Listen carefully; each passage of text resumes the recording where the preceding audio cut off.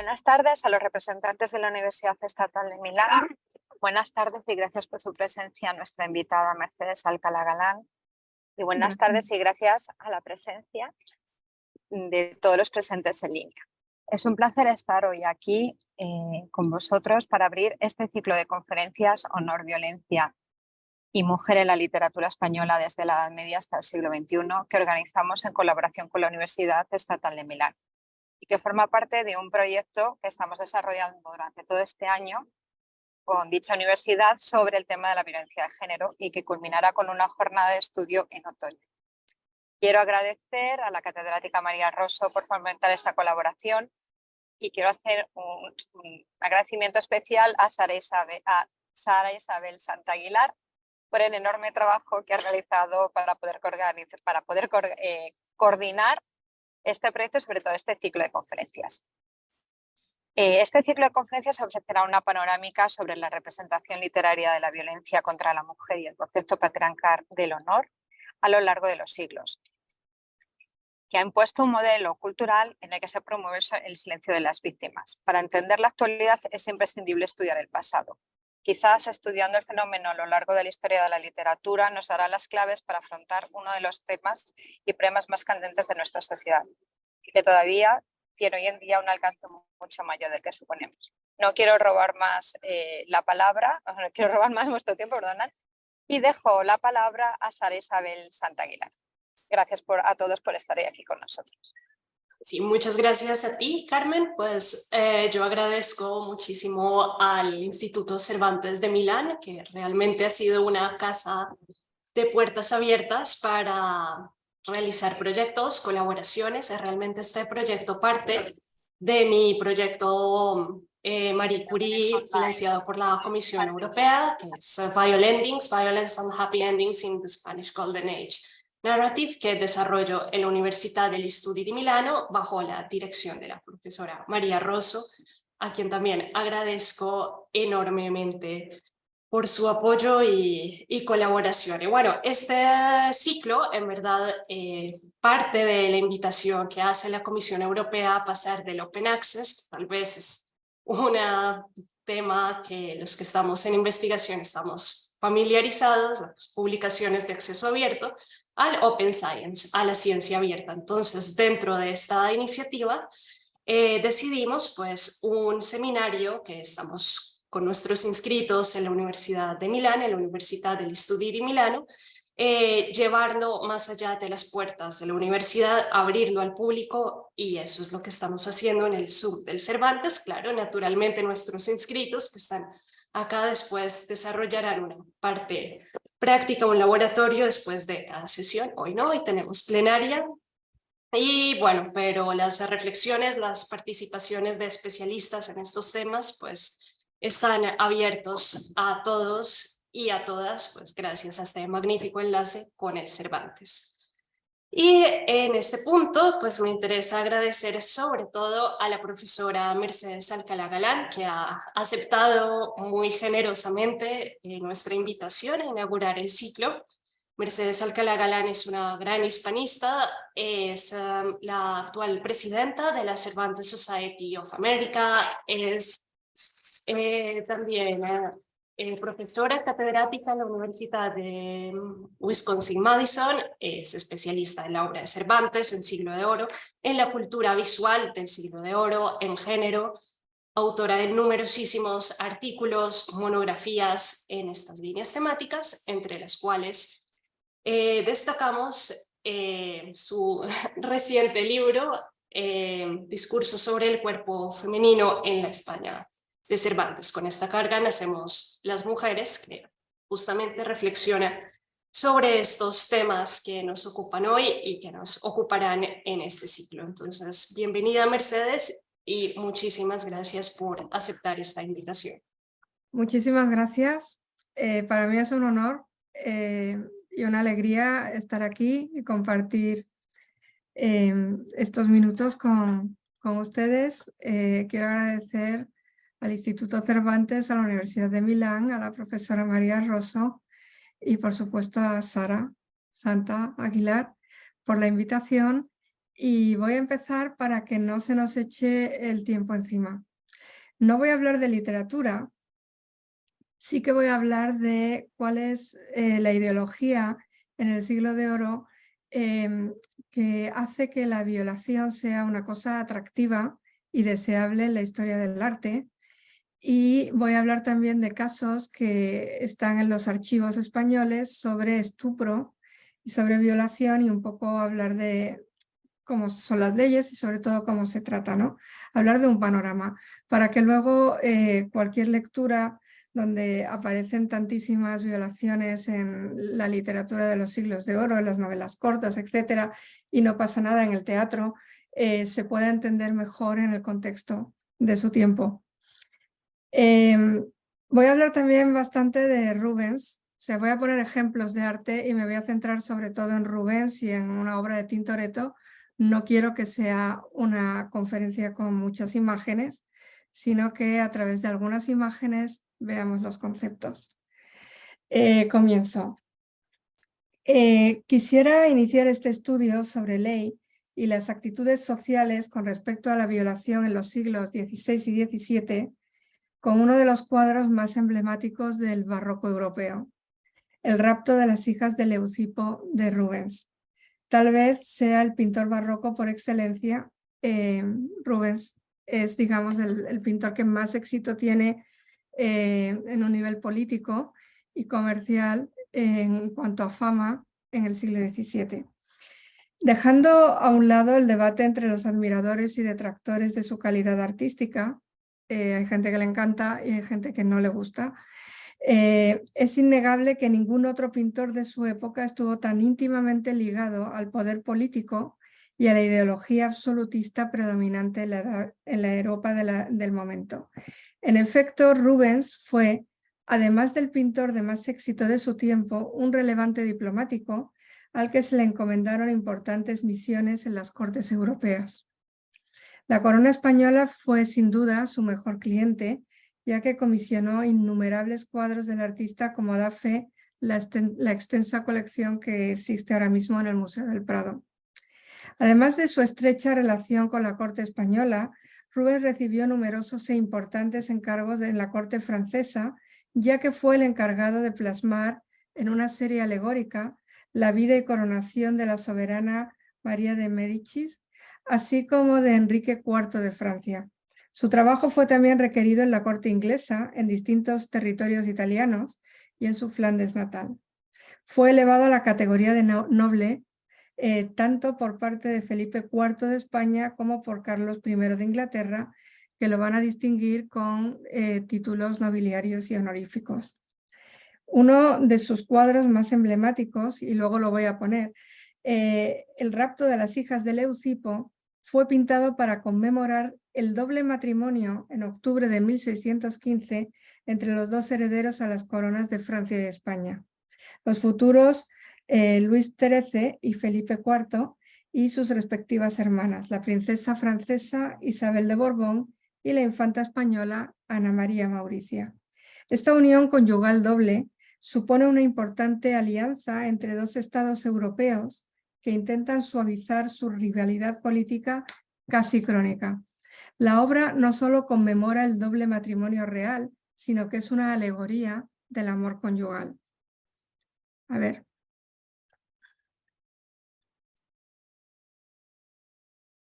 ¿Se ve? Sí. Sí. Ok. Bueno, este es el cuadro con el que empezamos nuestra exposición. Y es un cuadro sobre una alegoría del amor conyugal. Y es una violación, es un rapto que va a terminar en violación y va a terminar en la concepción de dos hijos que van a superar una serie de problemas políticos. Entonces,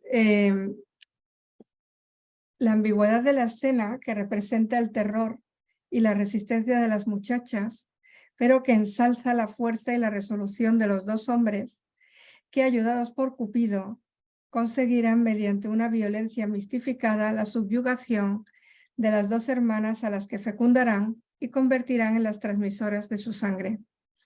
Como Michael Gill señala, el pánico y la brutalidad de la escena comunican a los contemporáneos del artista un placer estético y erótico, yo diría, más reconfortante que inquietante. He traducido la cita de Michael Gill y digo a continuación: Rubens no adultera la terrible agitación, las mujeres que gritan, sus ropas arrancadas, sus cabellos cayendo desordenados, resistiéndose inútilmente contra sus decididos captores, cuyos corceles salvajes completan la imagen del poder brutal.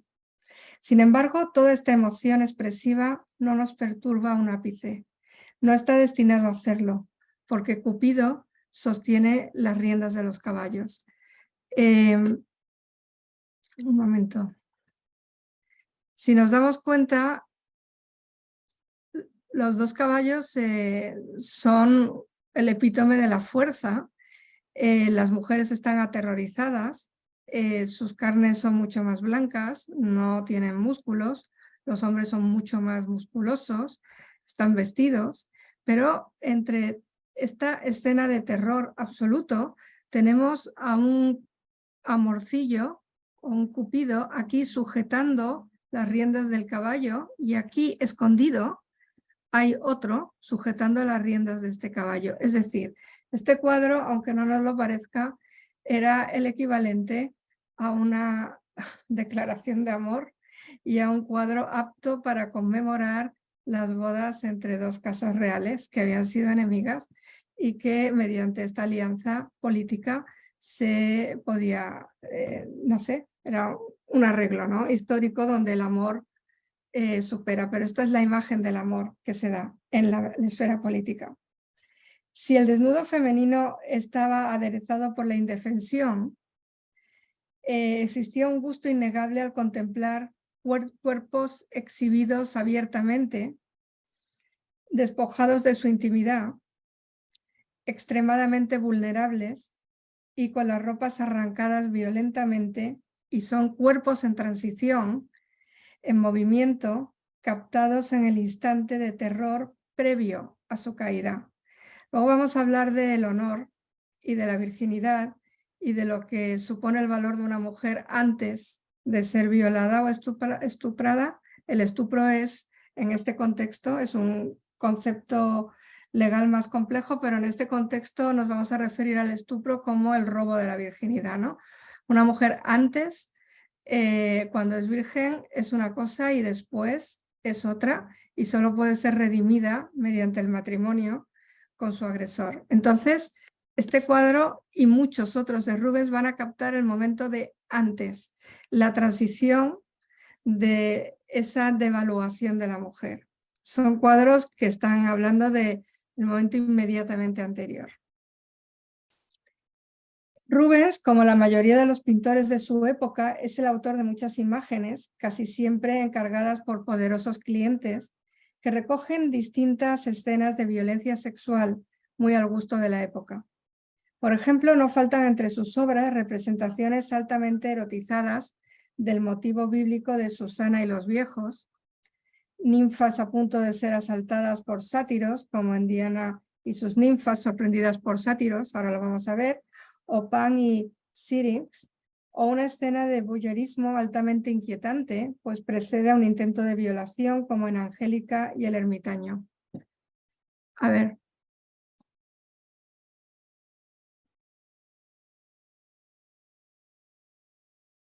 Ok. Esta es Susana y los viejos de Rubens. Si os fijáis o si se fijan, primero, yo no sé por qué, pero Rubens siempre pone un paño rojo detrás de las mujeres, marcando su pubis, su sexo, y esto lo vamos a ver en otros cuadros. En segundo lugar, hay una balaustrada. Sabemos que Susana, ¿no?, estaba en su jardín y se estaba bañando y fue chantajeada por dos viejos que quieren violarla, y si no, la van a denunciar ante su marido por ser adúltera. Y aquí le están quitando las ropas, están cruzando la frontera, digamos, con esta balaustrada y les está quitando la ropa y la están agrediendo. No es simplemente un chantaje oral, sino que la están agrediendo.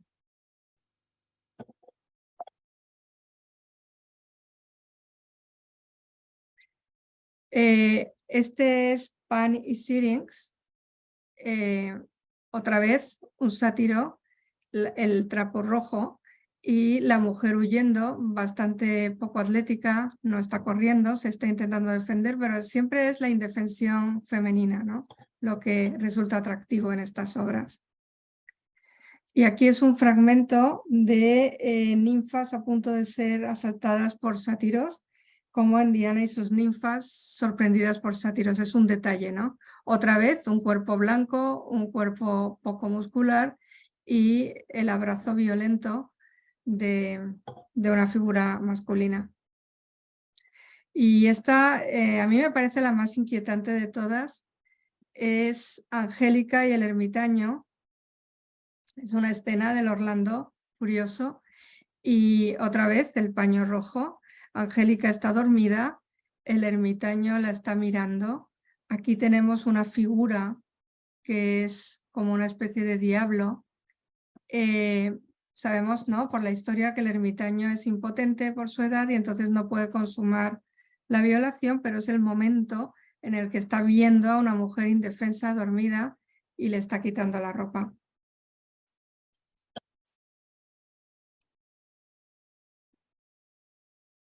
Cito estos cuadros entre muchísimos posibles, cientos, y reitero que Rubens nos es de utilidad por su abundante obra y sus conexiones con el poder político, pero que en ningún caso su interpretación de la violencia sexual es privativa de su arte. Es decir, he elegido a Rubens, pero podía haber elegido a muchísimos otros autores y hay miles, literalmente miles de obras con los mismos temas y más o menos, o sea, con la misma ideología, ¿vale? En efecto, el arte barroco destila un gusto por motivos de violencia sexual en perfecta armonía con los presupuestos artísticos, temáticos y éticos prestigiados por la alta cultura del momento. La noción de alta cultura y de la transmisión de motivos clásicos es una constante en estas obras. En el rapto de las hijas de Leucipo se representa el rapto de las hijas de Leucipo por parte de los hermanos Castor y Pólux, que se casan con ellas a pesar de que estaban prometidas a sus rivales. La historia es narrada por Teócrito y Ovidio en su Arte de Amar se sirve de ella para demostrar que la fuerza en el amor es la antesala del conocimiento.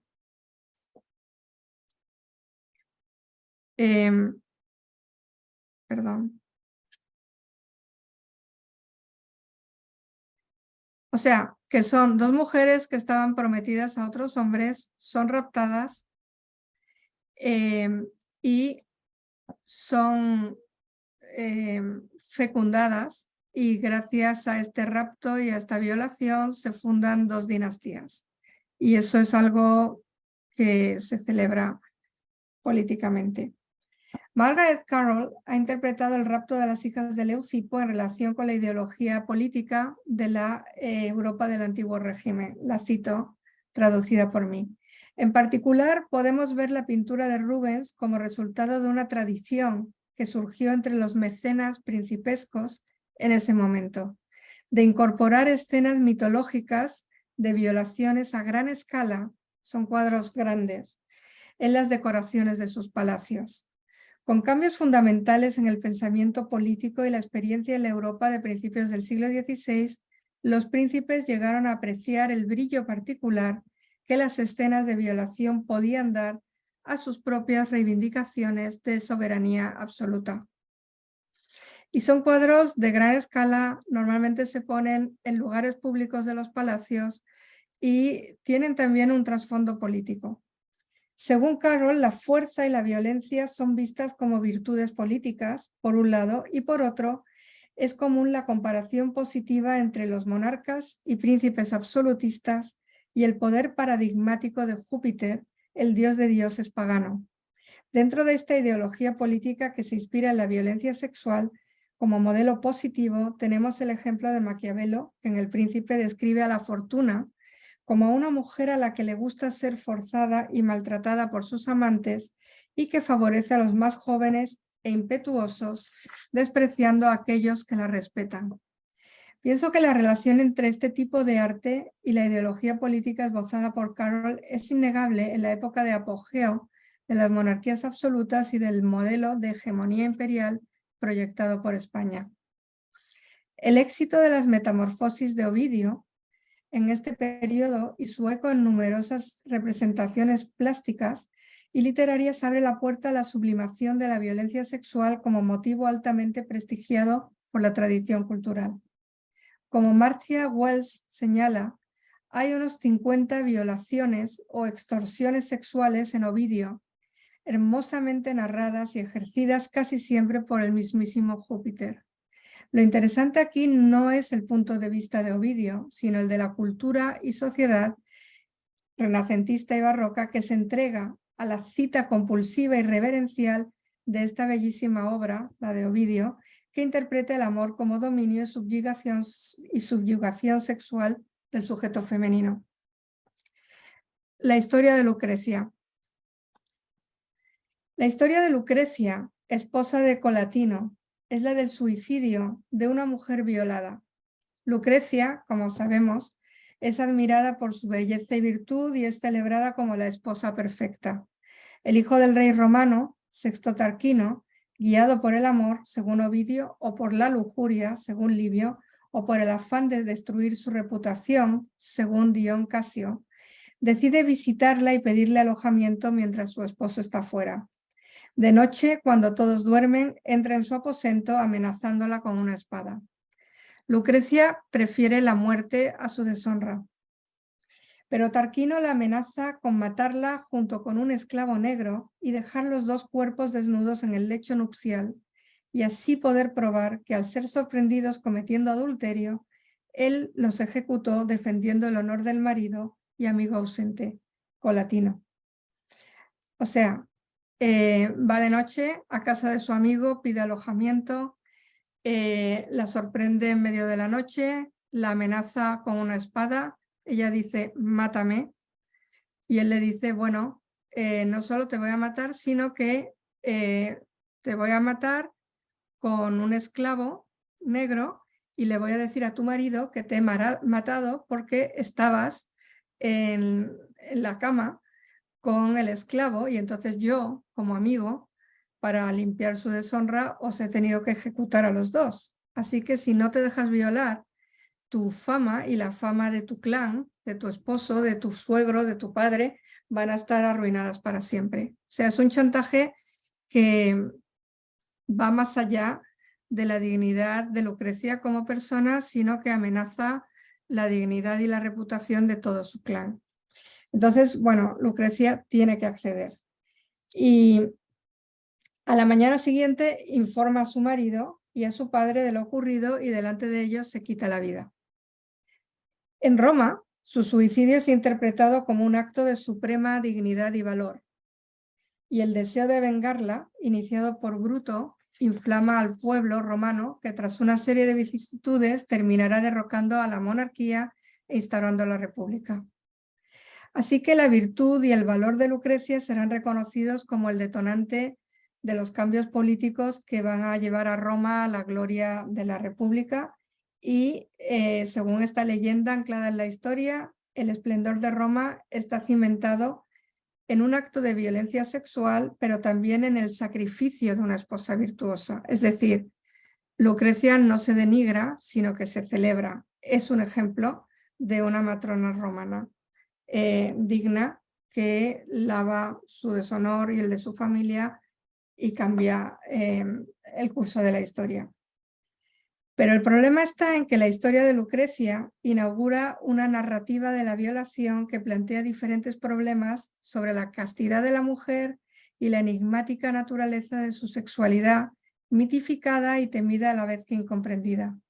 La violación de Lucrecia será uno de los temas más representados en la época y la inquietante ambigua naturaleza de esas representaciones nos desvelará la complejidad y preeminencia del debate en la época sobre la mujer, su sexualidad y sobre las dudas sobre su castidad. Un cuadro especialmente significativo es la Lucrecia del autor italiano Tintoretto. Este es el cuadro que quiero comentar. Este cuadro es la violación de Lucrecia. Este es su agresor. Y esta es Lucrecia. Está todo roto, la cama, etc.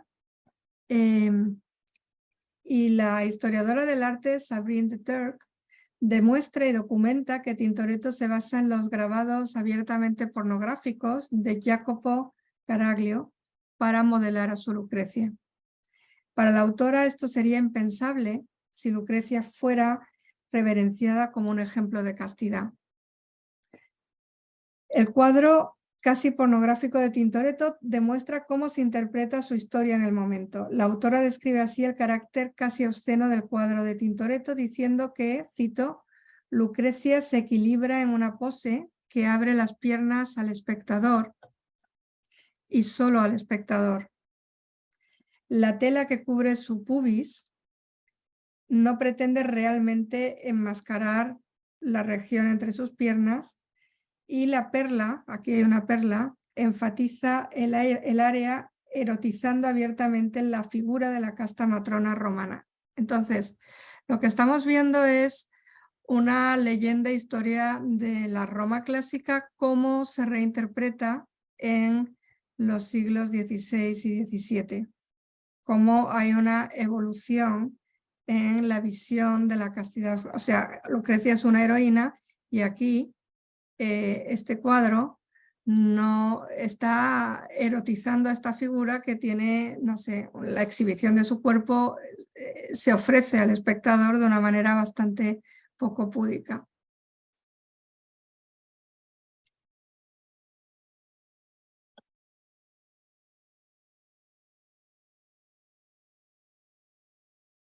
Sin embargo, pienso que es Rubens el que representa más explícitamente la ambigüedad moral de Lucrecia y el obvio erotismo de un cuerpo que se ofrece en toda su rotunda exuberancia ante la mirada del espectador. A ver. Esta es la Lucrecia de Rubens. Fijaros cómo otra vez hay un paño rojo que marca la parte del cuerpo de Lucrecia. Es un cuadro muy complejo porque, en primer lugar, tenemos aquí a la figura de la furia que está incitando a Tarquino para violarla, y aquí tenemos a Cupido con la llama que está enamorando a Lucrecia. O sea, Lucrecia se está enamorando de su agresor en el momento en el que está siendo violada. Y luego tenemos muchísima riqueza. Ella era una matrona romana que telaba y que hilaba y que trabajaba durante la noche porque era el epítome de la castidad y de la buena esposa, frugal, hacendosa, etc. Y aquí, sin embargo, tiene una cama, que es la concha de Venus. Hay un perrillo, que también es un símbolo de Venus, y luego hay jarros de perfumes y joyas que tienen muy poco que ver con la idea de una matrona romana de las características de Lucrecia.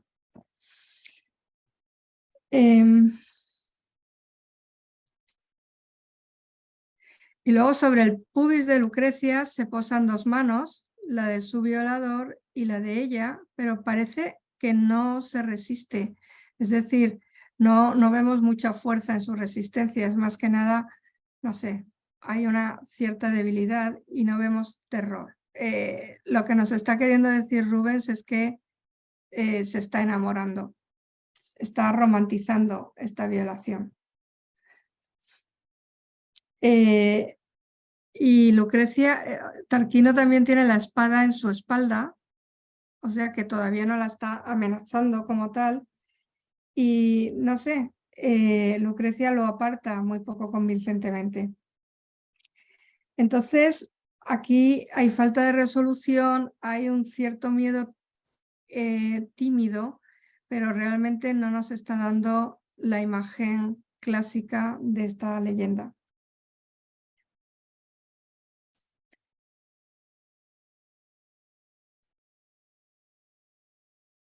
Así que la Lucrecia de Rubens nos habla de una pasión sexual a punto de ser consumada y no de una violación que forjará el ideal de la castidad espiritual, siendo este el atributo más extraordinario de la Lucrecia histórica.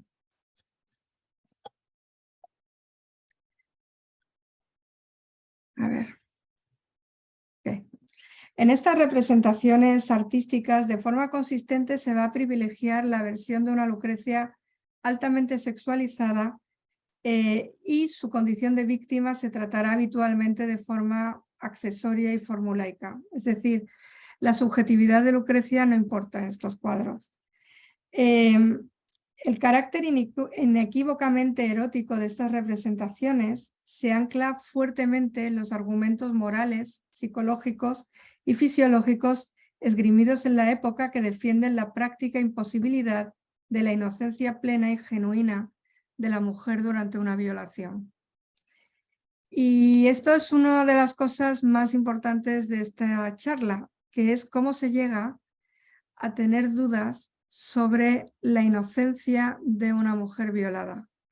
Cómo hay todo un cuerpo de conocimientos, desde la teología, la medicina, la ley, que van a cuestionar la posibilidad, que van a pensar que hay mucha probabilidad de que la mujer realmente sea cómplice de su propia violación, no antes del acto, empieza siendo forzada, sino que durante la violación la mujer goza y por lo tanto es cómplice porque consiente.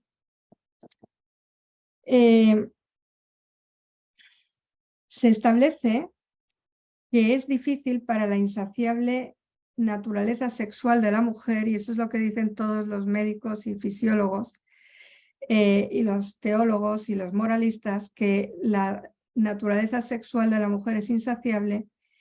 Es imposible evitar el goce durante un ataque no consentido a priori, pero consentido implícitamente al ceder el cuerpo femenino al placer.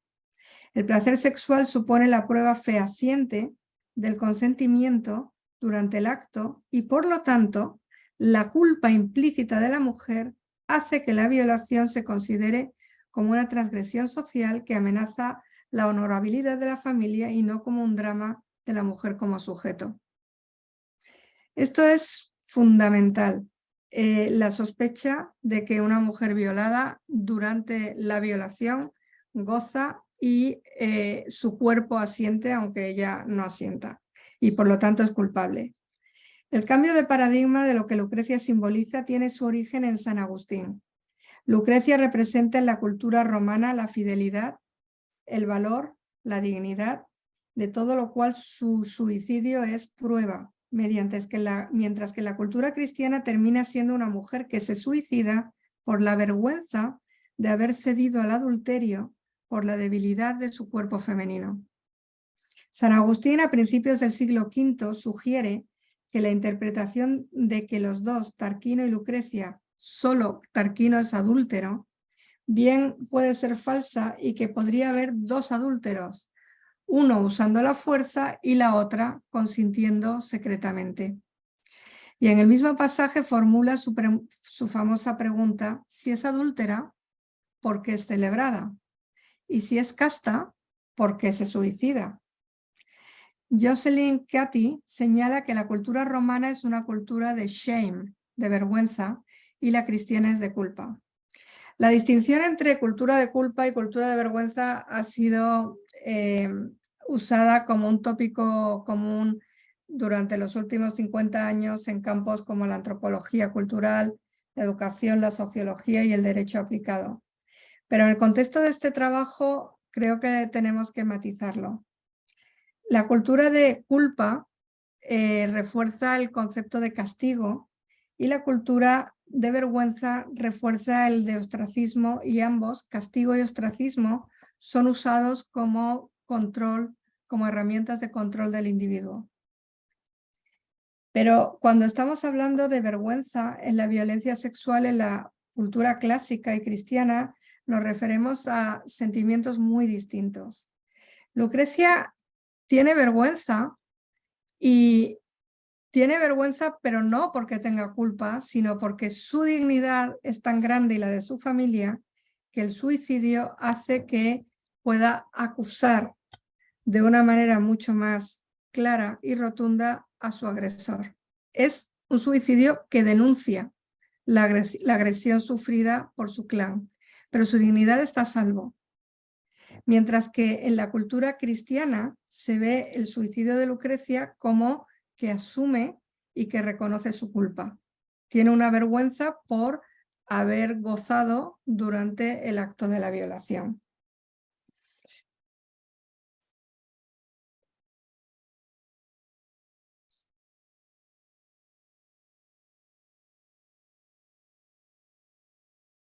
Para médicos y moralistas, el cuerpo biológicamente enigmático y cerrado de la mujer miente porque es imposible de descifrar y provoca una ansiedad por no inscribir en un lenguaje corporal la verdad de lo que ocurre en el ámbito del espíritu.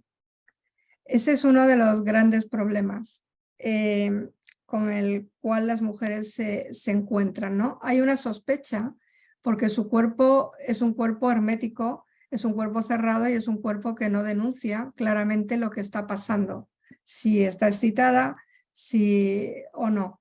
Entonces se asume por defecto la culpa de la mujer, porque además, como ya he dicho, se estima que la mujer es muy voraz sexualmente y que tiene mucho libido y mucho deseo sexual casi incontrolable.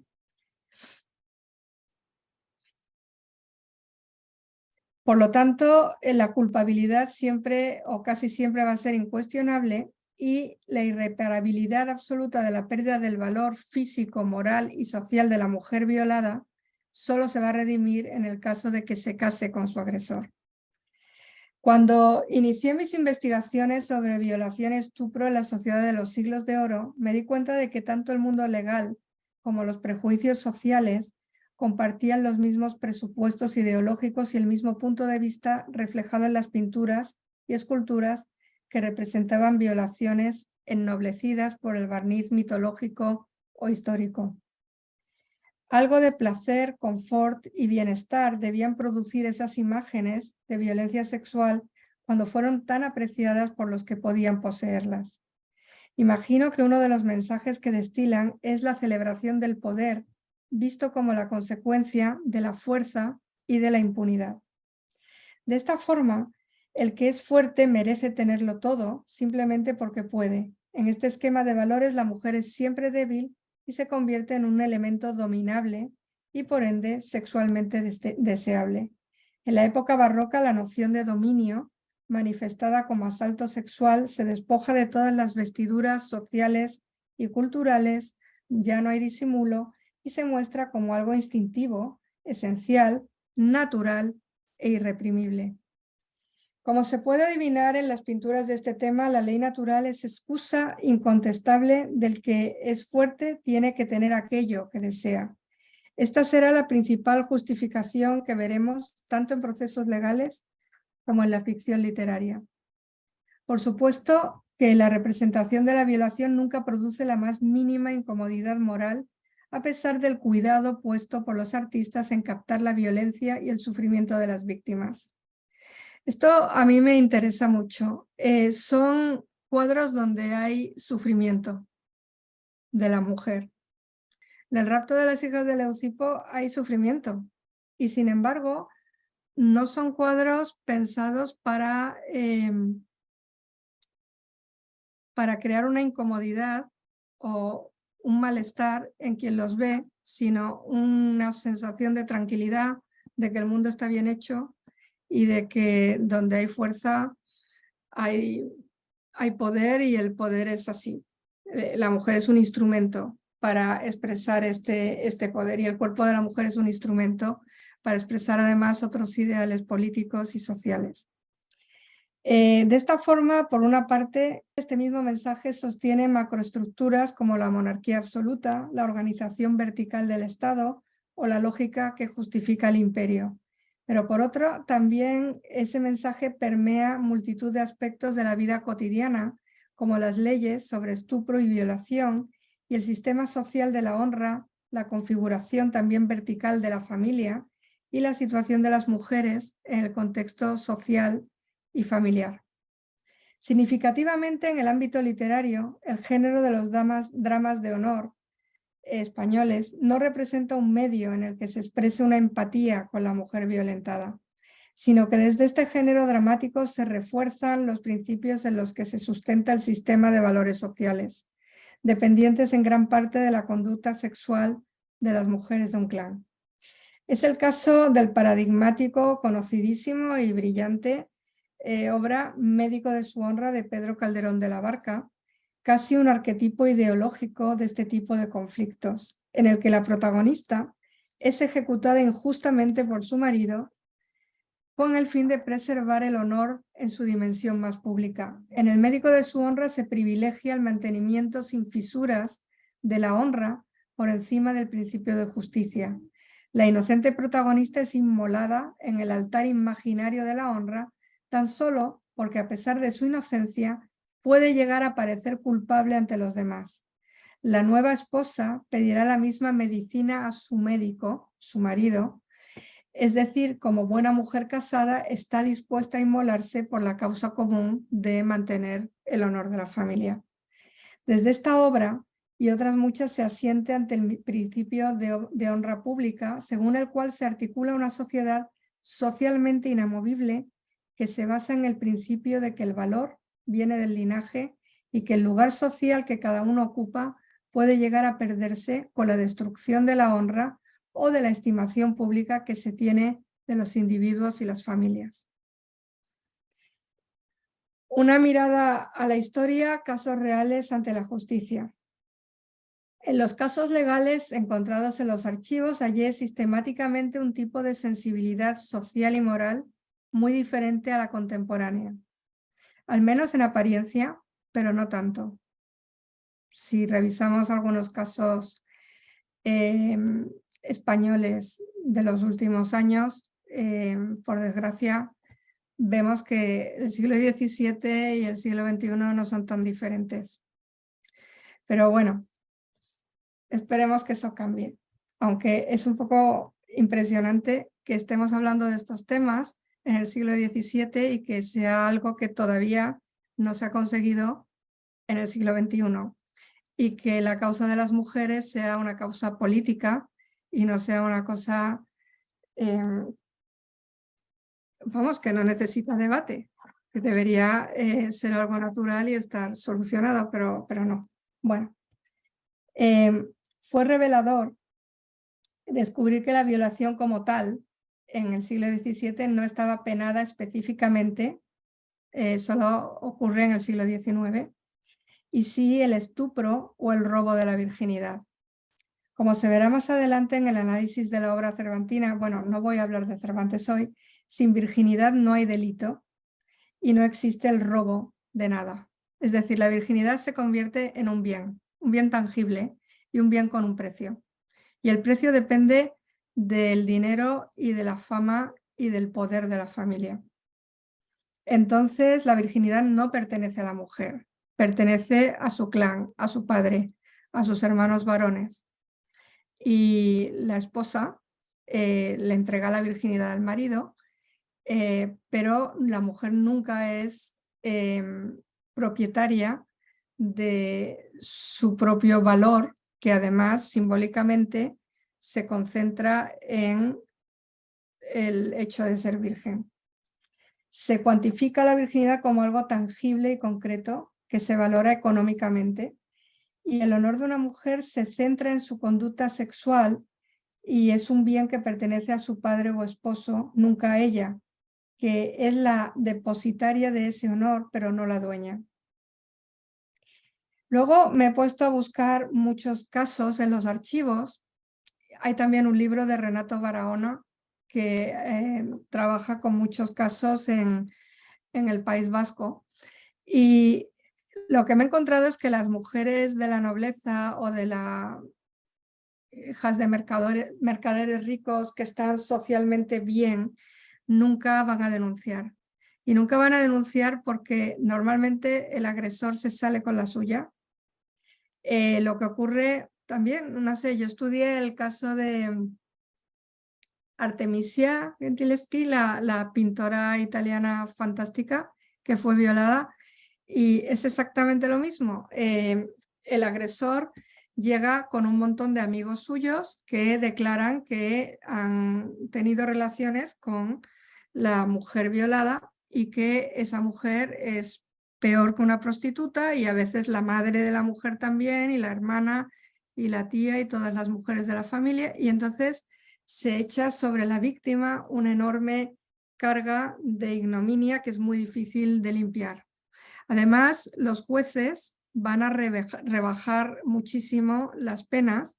El Código Penal, desde Alfonso X el Sabio, dice que o bien te tienes que casar con ella o bien tienes que darle una dote muy grande, o si no hay pena de muerte. No se conoce ningún caso de pena de muerte por el estupro de una mujer. Las mujeres que denuncian son humildes y normalmente los agresores se defienden con testimonios falsos. Y se cuestiona la pureza de la mujer, y en el caso en el que está demostradísimo, normalmente lo que se le da es algo irrisorio. ¿Por qué? Porque el precio de su virginidad se estipula legalmente según el dinero y el valor de su familia. La virginidad de una mujer noble es diferente a la virginidad de una mujer campesina. Entonces vamos a ver algunos casos rápidamente. Pero voy a empezar con un caso absolutamente inusual, que cambia todo y que es tremendo. Lo encontré en la publicación del recurso de un fiscal de un caso de estupro. No sé cuál es el proceso concreto, porque en el Archivo Histórico Nacional solamente está el recurso que el fiscal hace, pero no está completo qué es lo que ocurre después. Es el caso de una chica de 16 años que vive en Granada y que se enamora de un esclavo de sus padres que tiene 22. Llevan mucho tiempo viviendo en la misma casa y están enamorados. Entonces, a los 16 años, como es un amor imposible, huyen. Se van a 8 kilómetros de Granada, a Loja, y allí son apresados por la justicia. El muchacho esclavo declara que la ama y que sí, que ha dormido con ella, que la ha estuprado, y ella dice, lo cito: la moza, dice ella, que de su voluntad la estupró y se la llevó, y dijo en Loja, delante de un notario del juez eclesiástico, que se quería casar con él. Ella se quiere casar con él. Y dice que se ha ido con él voluntariamente y que han tenido relaciones consentidas. Como es esclavo y como ella es la hija del amo, no se considera a los dos adúlteros, como sería la ley, sino que a ella se la deja libre y no se la molesta más, y a él se le condena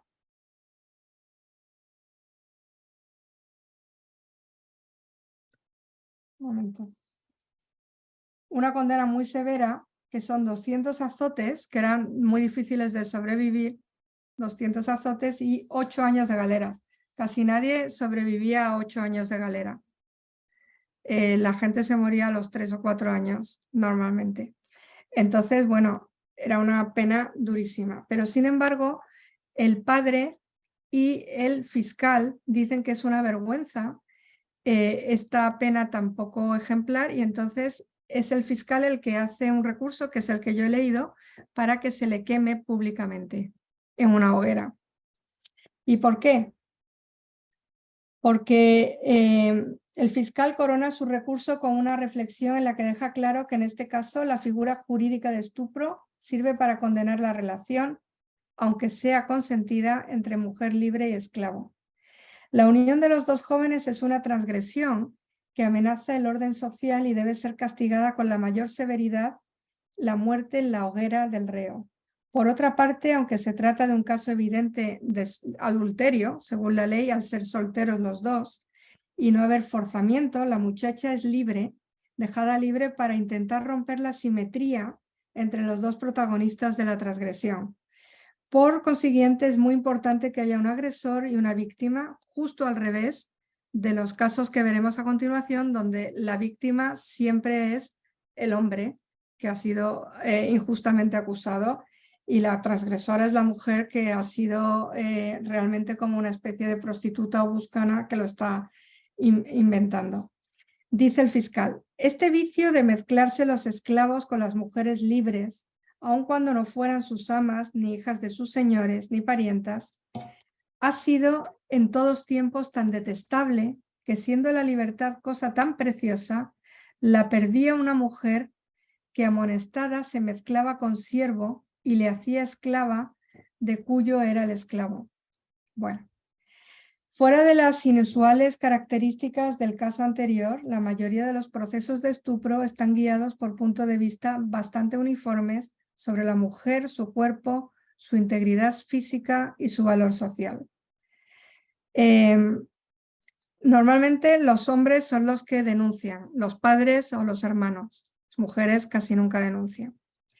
Y los hombres denuncian un valor que ellos, como hombres, han perdido: la virginidad de las mujeres a su cargo. Otra cosa que me llama la atención es que la violencia, las lesiones, el maltrato, el dolor físico, a veces el secuestro, palizas, bueno, hay casos donde las mujeres quedan tullidas el resto de su vida. Todos esos agravantes, eso no supone un agravante en absoluto. O sea, el dolor físico causado a la víctima carece de toda relevancia legal. Otra cosa es que no hay un estigma social alguno para el agresor. Es decir, un agresor sexual, un violador, no tiene ningún tipo de vergüenza o de deshonor socialmente. Lo vemos en muchas obras de Cervantes donde, no sé, por ejemplo en la Ilustre Fregona, el padre de Constanza, que viola a su madre, dice, ah, sí, fui un día y la violé porque en la siesta entré en su casa y entonces la vi durmiendo y la violé y luego me fui, y lo dice tan tranquilo, no pasa absolutamente nada. Luego, como ya he dicho, una agresión sexual sin el consentimiento de la víctima no es delito si no hay estupro o pérdida de la virginidad. Y si la mujer ha perdido su honra anteriormente y no está casada, la convierte en una presa de violencia sexual, no solo desprotegida en los tribunales, sino también denostada, insultada e incluso condenada en ellos al constatarse su falta de honorabilidad. Alguna mujer que se demuestra que no era virgen y que había tenido relaciones antes es condenada, multada y no tiene absolutamente ninguna relevancia al haber sido violada. También he visto que de forma consistente los acusados y condenados por estupro recurren las sentencias, que son muy benignas, y con indemnizaciones muy poco cuantiosas, declarando con testigos falsos la deshonorabilidad de la víctima. Así que denunciar resulta casi siempre muy doloso para la mujer que se expone a que se sepa su violación y también a ser calumniada por una serie de testigos para terminar públicamente reprendida por el juez, que en muchas ocasiones la obliga a pagar las costas o incluso una multa.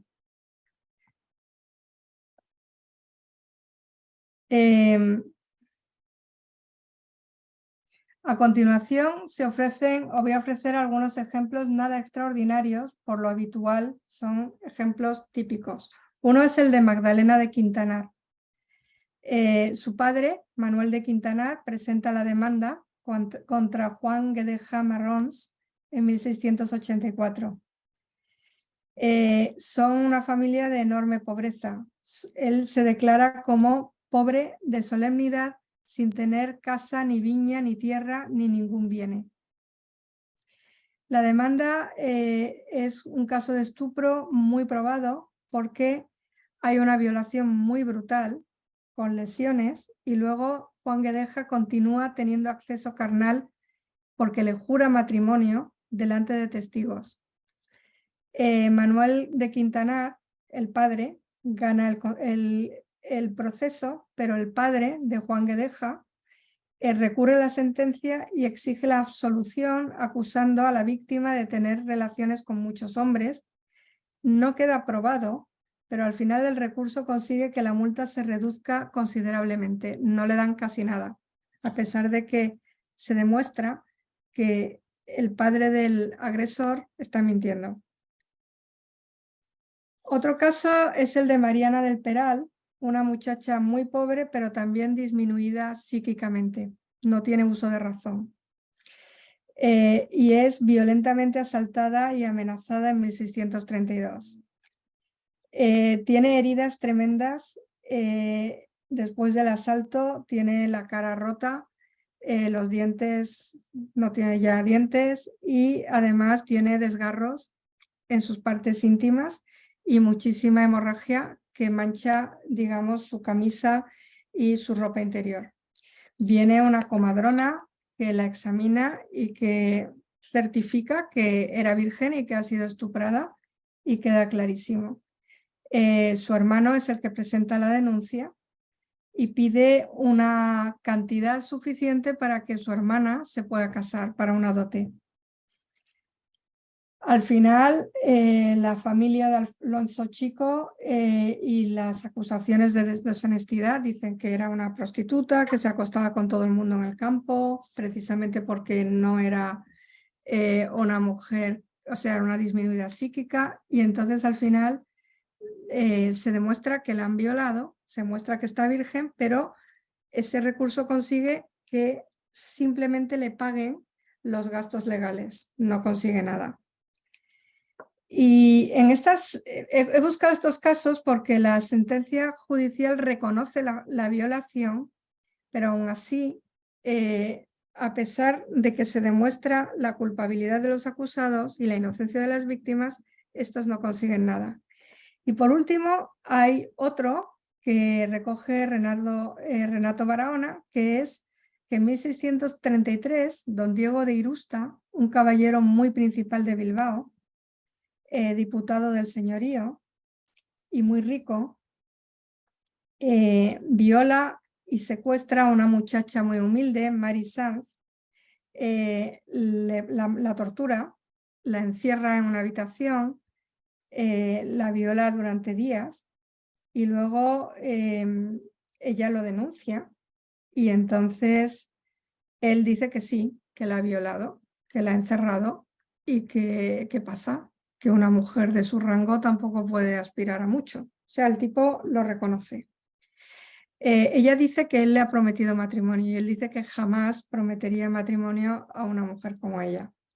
Entonces, cuando este hombre se está casando con una noble, Mary Sanz va a la iglesia con sus familiares y entonces intenta impedir la boda, porque dice que él le ha prometido la boda a ella y entonces la familia es asaltada y pegada y al final le dicen que la van a matar como siga molestando y en la corte lo que le dan es una indemnización ridícula, 1/10 parte del dinero que se solicitó en un principio. Es casi como una risa. Y eso que estamos hablando de un acusado que lo reconoce todo. Ya no voy a hablar más de eso y termino hablando de que el grandioso arte de Rubens, por otra parte, intenta captar la sensualidad del desnudo femenino sin olvidarse de intensificar el grado de erotismo al representar la fragilidad, la indefensión y el miedo de aquellas que van a ser tocadas por la infamia. Para Rubens y otros muchos artistas, nada es más bello y deseable que una mujer sorprendida en el momento inmediatamente anterior a ser subyugada por un acto de violencia y dominio, que tendrá un efecto irreversible. Claro, una mujer estuprada o violada ya no vale nada. Es una vida acabada socialmente, familiarmente, es decir, se le quita el valor a la mujer. Pienso que es paradójico el énfasis en la deseabilidad de la mujer antes de ser mancillada. Es decir, estos cuadros son eróticos porque la mujer todavía es virgen y es antes de que ocurra esa transgresión. Ese es el momento que captan todos estos cuadros. Si tenemos en cuenta que la violación devalúa irreversiblemente a la mujer y que, como hemos visto, la pérdida de la integridad física se suma a la de la culpa moral, podemos asumir que una mujer, según esta lógica enferma, nunca está tan bella y tan pura como en el instante anterior a una agresión sexual. La violación tendrá la virtud de la alquimia, será capaz de ejercer la fantasía inducida socialmente, de transformar para siempre la propia esencia del sujeto femenino y de sustituir todos sus valores positivos por sus equivalentes negativos. El arte de la Edad Moderna, representado por Rubens y por los otros maestros, como Tintoretto, admira la fuerza masculina y elude cualquier empatía con las víctimas cuyos sentimientos solo sirven para corroborar por oposición la magnitud del poder varonil. Y quiero cerrar este capítulo o esta charla con una cita de Don Quijote, que en el utópico pasaje de la Edad de Oro habla de un tiempo en el que las mujeres podían entregarse al amor si ellas así lo querían, pero no se dejaban perder por nadie. A mí me interesa mucho esto porque, claro, Don Quijote está hablando de la Edad de Oro, de un tiempo mítico, donde no hacía falta la justicia porque todo era justo, todo el mundo lo compartía todo, no había maldad, no había, en fin, la naturaleza daba sus frutos. Es el mito clásico, ¿no? Y él dice, Don Quijote dice, las doncellas y la honestidad andaban, como tengo dicho, por donde quiera, sola y señora, sin temor que la ajena desenvoltura y lascivo intento le menoscabasen, y su perdición nacía de su gusto y propia voluntad. O sea, que la perdición de las mujeres nacía del gusto y de la propia voluntad, no de la desenvoltura y el lascivo intento ajeno. Y ahora, en estos nuestros detestables siglos, no está segura ninguna, aunque la oculte y cierre otro nuevo laberinto como el de Creta, porque allí, por los resquicios o por el aire, con el celo de la maldita solicitud, se les entra las amorosas pestilencias. Entonces, termino diciendo que el gusto y la voluntad de las mujeres, ajenas a cualquier cosa que no sean ellas mismas, libres para perder su honestidad por decisión propia, es una fantasía tan radical en su planteamiento que tan solo pueden encontrar unos ecos comparables en los versos cervantinos de la Galatea: libre nací y en libertad me fundo. En el pasaje de la Edad de Oro se ubica muy significativamente la lascivia en la desenvoltura ajena, en la agresión masculina. Y se plantea una vez más la dinámica entre la integridad de las mujeres con su honestidad sola y señora, y el efecto corruptor de lo ajeno sobre la dignidad de lo femenino. Curioso que la lascivia ajena es lo que menoscaba y devalúa a la mujer, y no los actos libres de ésta. Don Quijote no sueña con un tiempo de mujeres castas, sino de mujeres que podían elegir perderse por ellas mismas, tal vez porque esa sociedad imaginaria de la Edad de Oro no había establecido el cuerpo femenino como espacio en el que inscribir los signos de la infamia. Muchas gracias. Muchas gracias a todos los participantes. Nos pasó volando el tiempo, encantados y aprendiendo montones con esta conferencia inaugural de nuestro ciclo.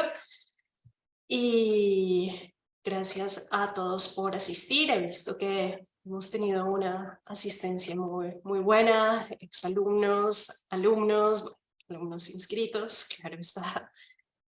Y amigos, colegas de todas partes, que pues me alegra sobremanera ver acá y pues unirme, como les decía al inicio en la presentación de este encuentro, a esta directiva europea de pasar del Open Access al Open Science y poder llevar en la medida de lo posible el aula fuera de las puertas de la universidad. Son sin duda temas actuales, temas pues de mucho interés, y agradezco enormemente al Cervantes por apoyar esta iniciativa, a la universidad, a la Comisión Europea que financia este proyecto, a María, Teresa, Carmen, Ana, que nos ayudó con el Zoom, y una vez más no me cansaré de agradecer a nuestra ponente invitada que ha inaugurado inmejorablemente este ciclo de encuentros, este laboratorio con los estudiantes de UNIMI. Pues yo quiero dar las gracias a todo el mundo. Estoy muy contenta de estar aquí y desde Wisconsin con mucha nieve, mucho frío. Y siempre es un alivio salir de Wisconsin, aunque sea por Zoom. Y agradezco muchísimo que me hayáis escuchado y para mí ha sido un motivo de alegría y un honor. Así que muchas gracias. Gracias a ti, Mercedes. Pues gracias. Sí, muchas gracias. Muchas Muy gracias por estar. interesante. Muchas Y gracias. además se ha demostrado que la literatura de los siglos pasados, que a veces se contesta diciendo ya ha pasado de moda, no, tiene temas de gran actualidad. Nosotros estamos haciendo el curso de máster precisamente la violencia empezando por la Edad Media con la leyenda de la Cava y Don Rodrigo y continuando, y vemos que algunas novelas de María que parecen absolutamente fuera de la realidad, invenciones terribles, ocurren en la prensa. Y de hecho, he comenzado el curso mencionando, por ejemplo, un caso que ocurrió en Italia de una chica pakistaní, la Saman Abbas, que la mataron la familia con los métodos que emplea María de Sayas, que narra María de Sayas. Le pasó lo mismo actualmente, hace poco, precisamente porque no quiso casarse en un matrimonio combinado. Así que esto demuestra que la literatura de los siglos de oro y de los siglos pasados todavía puede enseñarnos algo. Propone una reflexión muy actual, y muchas gracias a Mercedes Alcalá Galán, que nos ha dado una conferencia espléndida y muy interesante. Gracias. Muchas gracias, María. Es un honor. Y hola, Ivette. No te conocía, pero me alegra saludarte. Igualmente, muchísimas gracias. Fue un placer estar aquí hoy. Muchas gracias.